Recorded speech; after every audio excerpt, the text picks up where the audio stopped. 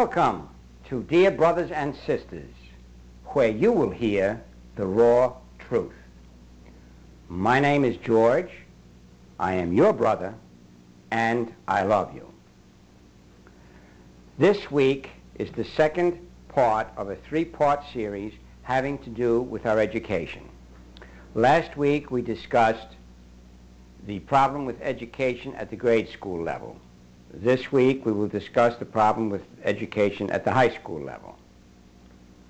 However, before proceeding with our discussion for the day, I remind you again that we have a book, Dear Brothers and Sisters, Gender and Its Responsibility. It's the only book that discusses gender on the basis of a universal principle. It's a book I wrote 3 years ago, and it is the book that we use as the basis for our discussions on this program. We also have available flyers of our program. The Raw Truth by George lists the date and time of our program. I have here, Are You a Bull or Are You Hamburger Meat? And on the other side it says American Women and the Harem Master. They're considered to be two of the best articles that I've written. They're available for free. All you have to do is call up, give us your name and address. We'll send you some. We also have videotapes and audio tapes of our more popular programs. You can get information on all of this material, on our movement, by calling 874-7900, extension 1329. That's 874-7900, extension 1329. If you care to do that now, we're going to recite the 7 major issues that we recite at the beginning of every program, so this would be an excellent time for you to go and do it if you're one of our regular viewers. Now for the 7 major issues. We have 1.5 million American men in prison, incarcerated, in jail, living in cages. 1.5 million. That's a 50% increase from the time that I wrote my book in 1992. A 50% increase in 3 to 4 years. We have the highest incarceration rate in the world, my brothers and sisters, and this is the tragedy of our time. And it's time that we rise up and do something about it. Number 2, we have 1 million of our youth in street gangs, which is a natural result of our men being in prison. Since there is no masculine influence in their lives and the masculine principle was not able to work through the system, it oozed out of the system. Street gangs are little more than a setup of the tribal structure that has served humanity since the beginning. Number 3, our women are deteriorating physically, mentally, and emotionally. They have an increasing incidence of cirrhosis of the liver, of lung cancer. 3 to 4 million single women now have human papillomavirus or chlamydia. They are overworked, stressed out, apprehensive about the safety of their children and their own well-being. And that's just the top. That's the tip of the iceberg. Number 4, we have unprecedented crime in this nation. And do not let the recent spate of statistics fool you. Crime is down for one reason only. We've picked up 500,000 men and thrown them into prison, and tens of thousands of children in juvenile detention centers. And if you say, well, George, isn't that the way to handle crime, to put the criminals in jail? If we have 1.5 million criminals in this nation, there's something wrong with this nation. There's no amount of punishment is going to make society safe. It's high moral and ethical standards that make for a safe society. Just wait till the bumper crop of children, or the children from the last bumper crop of unwed mothers reaches adolescence. Then you're really going to see crime. Where are we? Number 5. Our educational system is in a state of dysfunction. Our high schools are holding pens that teach little more than how to use condoms. Our colleges give increasingly higher grade point averages to students with lower and lower SAT scores. Our economy is stagnant at best. That's because we have forgotten the source of new. You see, it's new that makes the economy grow. It's new that creates jobs. And number 7, morality and ethics have disappeared from the media. There is no morality and ethics in the media, or in our government, for that matter. Those are the 7 major issues affecting us today, my brothers and sisters. But now let's get to the subject at hand today, and that has to do with our school system. Last week we discussed the grade schools, and we showed that the major problems that the teachers were having were disciplinary problems and a lack of standards. You couldn't set anybody back. You had to graduate everybody, and the children were unruly. And we pointed out that this was a function of the lack of the masculine influence. Men set standards and men maintain discipline. You remove men, throw them into prison, you have single-parent households, and the children are in trouble, and the teachers and the children suffer accordingly. Now let's move on to high school. In preparing for this lesson, I tried to find out what is considered to be the difference between information and knowledge. I read Webster's dictionary and a couple other dictionaries, and they intermingle the two terms. So, since I didn't get a clear definition from Webster, I'm going to give you a clear definition from George. And after all, why shouldn't I be able to present my definition? And who's to say that his, Webster's, would be any better than mine? I wrote down, knowledge is the first cause from which information flows. Sounds pretty good, doesn't it? You get information from knowledge. It's the source of information. It's the ability required when a question or circumstance arises that cannot be answered or dealt with due to the limits of existing information. You need knowledge for that. Okay. Where does knowledge come from?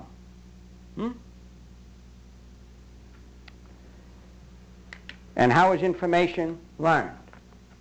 Well, information can be learned by rote and from experience. Right? Information can be learned by rote or from experience. Like every sentence has a subject and a predicate. There are nouns, there are adjectives, there are verbs. That's information. Putting that information together so that it works out into something, I would call knowledge. All right? Now, let's take a look at where knowledge comes from. True knowledge.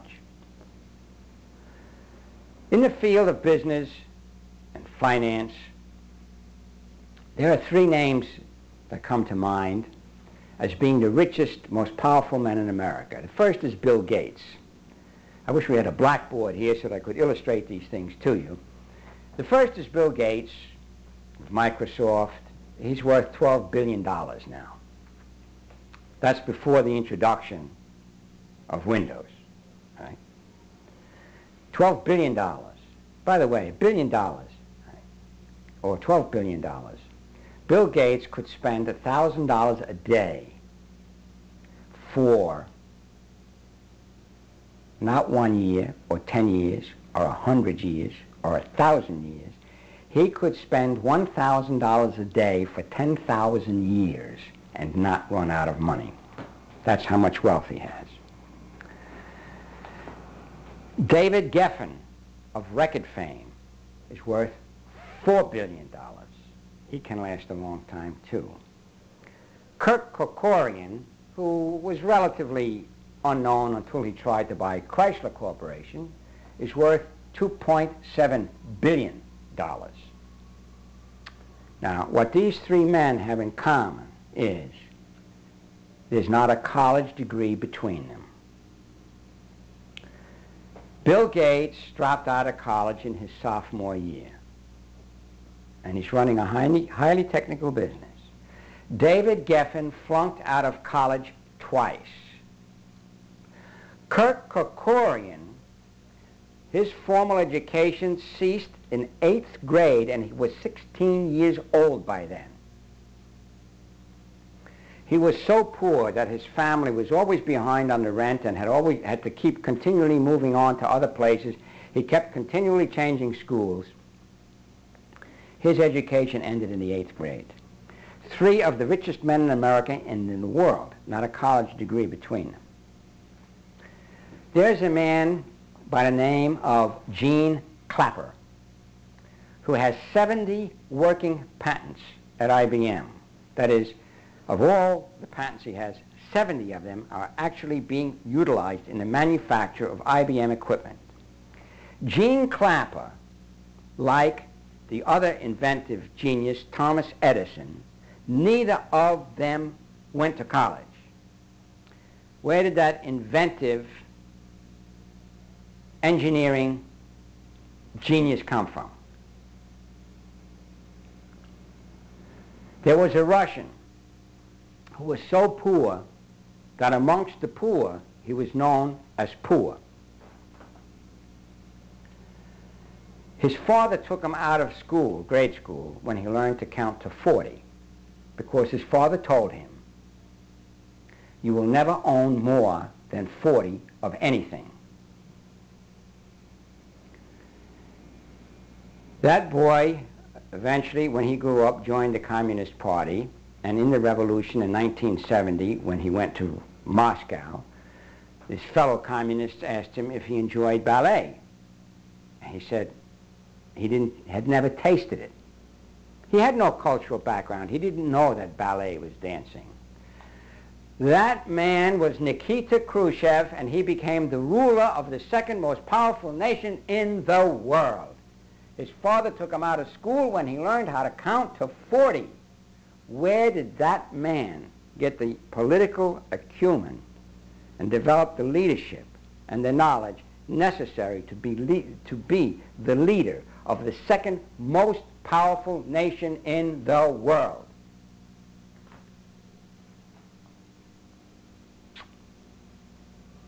We're all familiar with Moses, the Buddha, Mohammed. Those men, three men, are responsible for three of the greatest religions in the world. They had no theological training, not one of the three. Now think about this, my brothers and sisters. The richest, most powerful men in business in this country, not a college degree between them. The inventive genius of two famous men never went to college. The leader of the second most powerful nation in the world, taken out of school when he could count to 40. Three of the great religious leaders of all time never had theological training. Where did that knowledge come from? Where did that knowledge come from? That knowledge, brothers and sisters, came from God. If you don't believe in God, it came from the absolute source. And that knowledge flows through men, through their conceptual understanding. And I say men, and I mean men. Men bring knowledge into this world. Men bring knowledge into this world. Not universities, not government grants, not schools. Men bring knowledge into this world from the absolute source. Women deal in information that comes from men. Furthermore, these men, multitudes of men, who are bringing knowledge into this world, have always considered, or have always been called crazy by women, and by men too. Fulton's folly. When Bob Fulton was trying to tinker around and build a steamboat, Fulton's folly. They felt he was loony. Marconi, the man responsible for the wireless, the idea of transmitting sound through the air. Think of this, 100 years ago. His friends took him to see a psychiatrist. They told him, don't worry, everything will be all right. We're going to take you to see somebody. Right? Anybody who did, Henry Ford was considered crazy. Gandhi was considered crazy. Any man who brought new knowledge into this world, whether in the form of inventiveness, whether in the form of political viewpoint or philosophy, whether in the form of religion, was considered crazy. That's where knowledge comes from.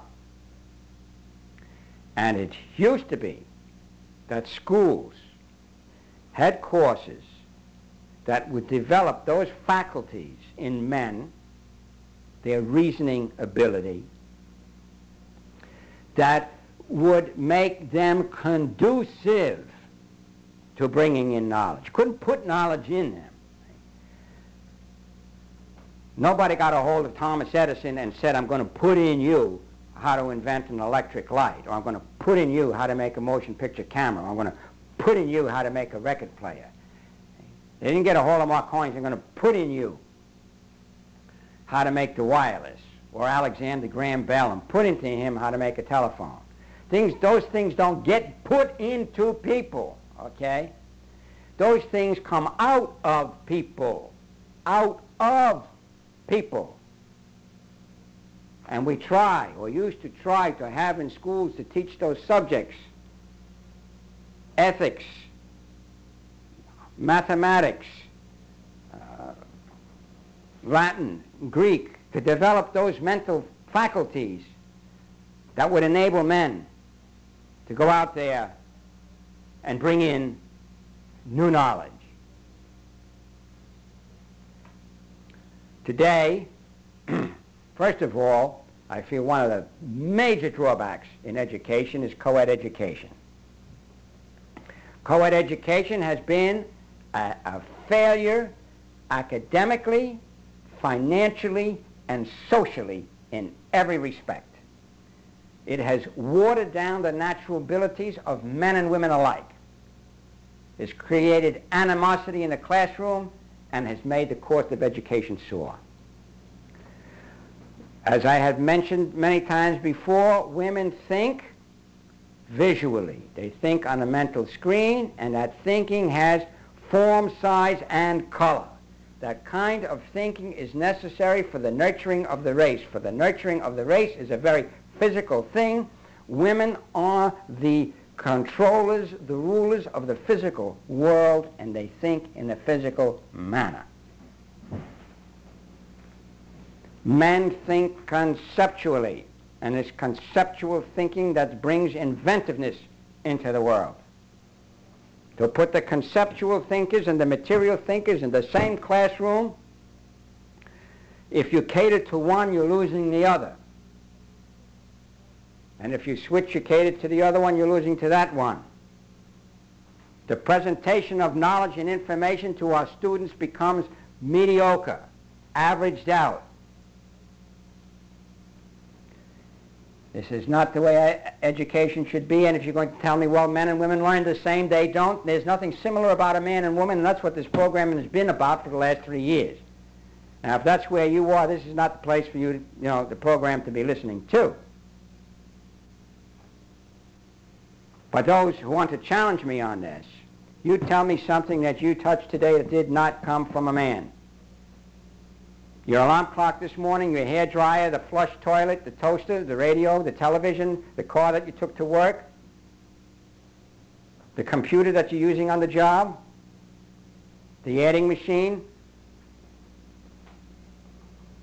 the cassettes, the air conditioner. All of these things come from men because they came from conceptual thinking. Those things were not learned in school. Those things were not learned in grade school, they were not learned in high school, and they were not learned in college. It was the conceptual thinking of men. Those who are religious, you can say it's the knowledge that pours from God into man. Whatever you want to call it, that's how it gets there. That's why men need time to ponder. That's why men need time to loiter. Now we have an educational system that is doing away with the training or the basic conditioning of our youth, especially our men, young men, to enable them to bring in the new.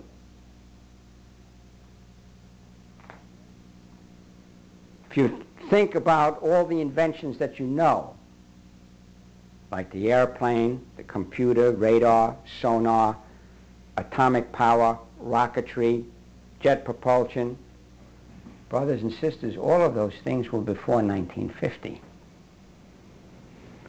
There's very little new, truly new, that has occurred since 1950. Yes, there's some new, but not much new. Most of what we call new today are just developments of what happened before 1950. Before 1950, we had a masculine-oriented educational system. Now we have a feminine-oriented educational system. It doesn't produce new because it teaches information. It does not cultivate knowledge. It teaches information. It does not cultivate knowledge. And since the feminine nature of government is to create aristocracies, we have now, in our educational system, created an aristocracy of college degrees. If you have a college degree, you're higher than somebody that doesn't have one. If you have a master's degree, you're higher than somebody that has a bachelor's. If you have your doctorate, that's higher than somebody who only has his master's. Now, by these standards, Kirkorian, David Geffen, Bill Gates are not hireable today. They couldn't get a job in today's market. Not a management job. They're only running half of America. They couldn't get a job because we have this aristocracy of academic credentials. We're teaching our children information. No knowledge. No knowledge. I'm going to give you the difference between information and knowledge. A couple of quick examples here. I got noticed for jury duty. I went downtown and I said, look, I'd like to serve, but my position in life is I can't afford to get sequestered, and this is a criminal case. What can you do? The woman said, I can get you off. You want to be on or you want to be off? I said, I don't want to be on or off. I want to be on, but I don't want to get hung in there. She got impatient with me. You want to get on or you want to get off? All right. I told her, get me off. So I told one of the members of this group, and he said, well, you're going to be down there again in 6 months. I said, I know that. You know that. But she doesn't. She's dealing in information, not knowledge. In order to get a knowledge decision, I'm going to have to get bumped up until I finally get a man.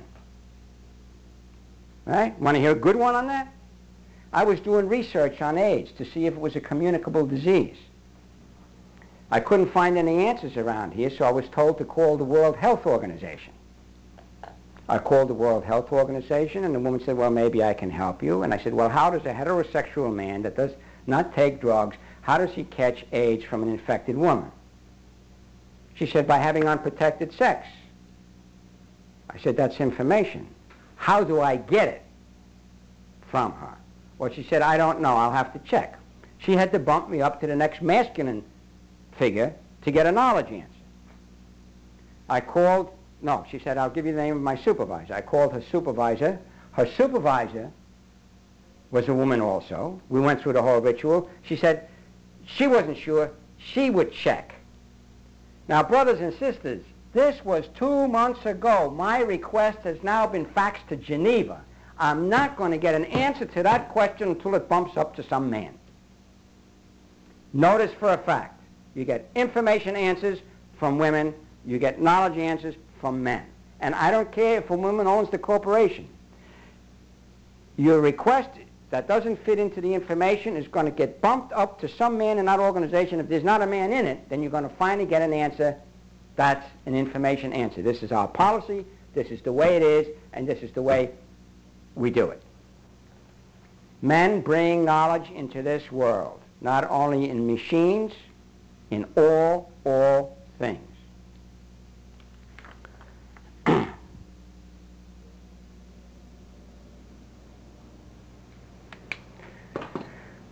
All right. We have a quick review then. Knowledge comes from men. And by the way, if you feel I'm wrong, call me up. Tell me a knowledge that didn't come from a man. Tell me a machine or invention or whatever that did not come from a man. All right? And I will announce it on one of these programs. I promise you I will announce it on one of these programs. So we are teaching information, not knowledge. Okay? The economy is suffering because of it. Now, in closing, I want to say to you something I wrote down here. Women think informationally. There's nothing wrong with it. Women think informationally. That's necessary for the nurturing of the race. Information is a materially oriented subject. The feminine era is the information age. It is also the age of ignorance. And the teaching in our high schools reflects this philosophy. Thank you. I'll see you next week.